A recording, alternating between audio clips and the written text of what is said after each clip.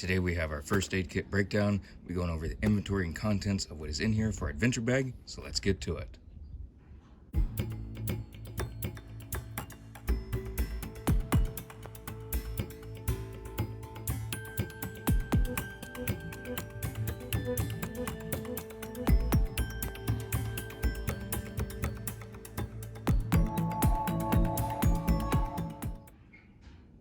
Alright, yes, this is red. It says first aid. It was not designed for me to have it that way. I just happen to have this pack on hand. I have used the contents of it over the years, and I just happen to have this first aid package kit laying around. It's not actually a kit. It used to be. Again, I buy my own contents.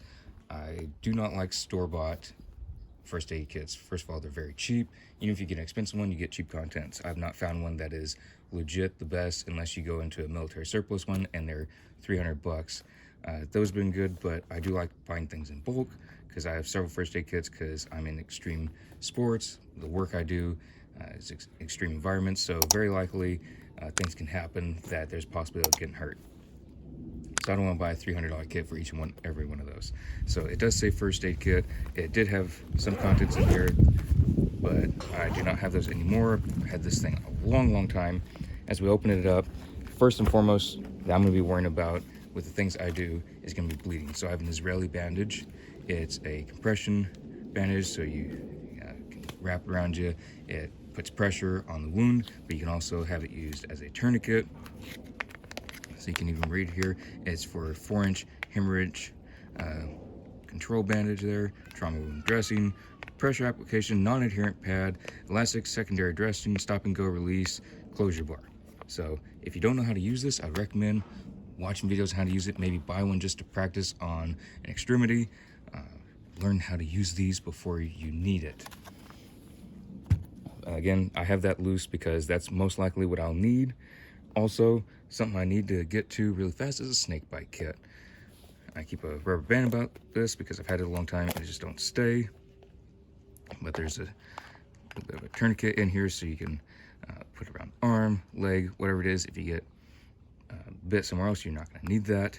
And it has the kit. If you don't know how to use these and you have one, I recommend reading the instructions, practicing with it without cutting yourself with any blades. Use that whenever you actually get bit. If you ever give it, hopefully you don't have to use it. But again, I want to have this and not need it, then need it and not have it.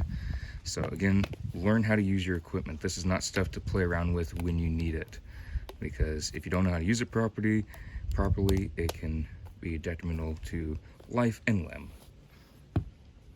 So snake bite kit, again, very important for me is stopping bleeding. So I have Bleed Stop. I buy these at Walmart. They're in the outdoor and camping section. I've had to use these before and they work great. I like them. That's why I buy this particular brand.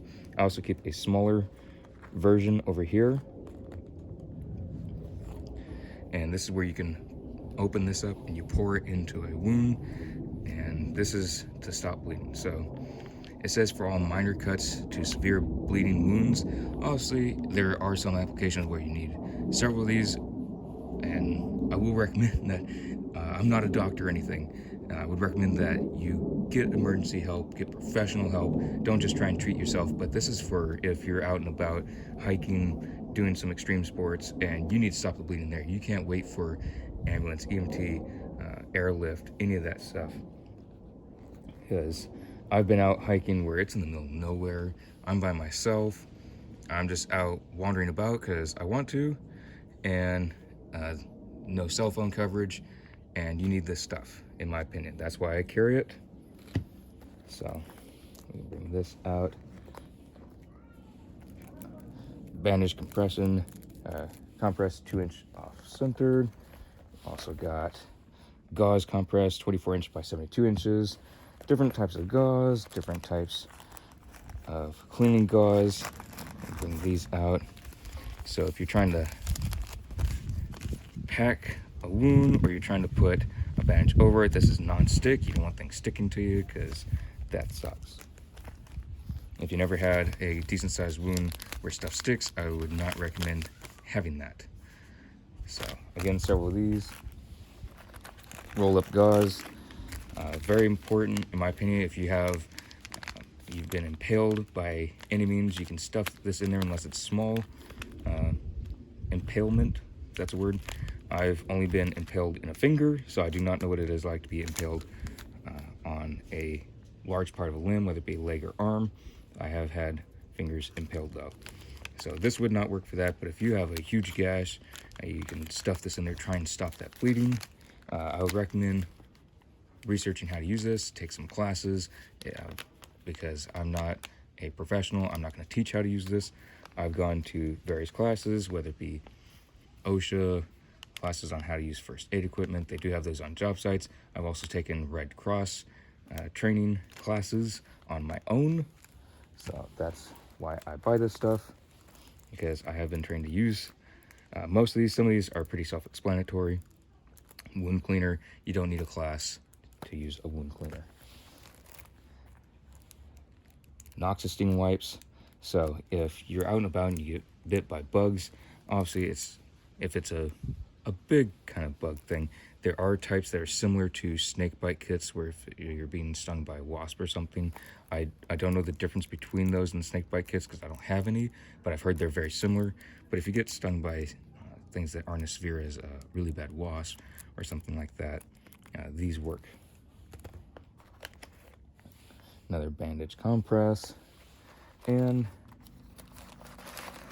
all right, gauze pads, so that way you can pack stuff, extra absorbent. So if you're having blood or other fluids coming out of your body profusely, it is 12 ply, so it's extra absorbent. And we have, there it is, transparent dressing.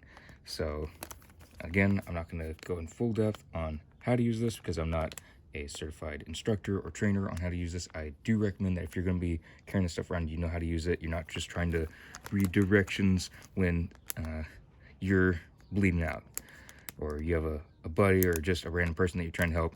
If something's going wrong, you don't want to be reading the dressing, tell them, hold on a minute. It don't work like that. So that is the contents of the bag. Oh, I do have a little bit of tape.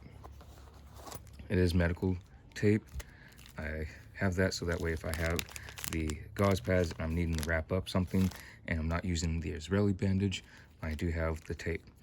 Again, I'm not going in full depth on how to use all these completely because I'm not an instructor in this field.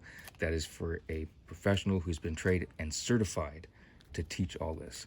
I do have more extensive kits I keep in vehicles when I go out and about and I'm going off-roading or anything like that. But this is just for if I'm out and about on a day hike and I'm 4 hours out from a road with my best friend and we need some sort of medical gear. This is a small kit. Yes, somebody said, well, that's a big pouch. This is actually a small kit of just necessities. There will be more added to this. I've just been getting stuff that I have extras of. There will be more added later, and I will give updates of those in future videos. So hope you all enjoyed. Don't forget to hit that subscribe button, that notification bell, to be notified of all videos coming up in the future. And I will see y'all in the next videos.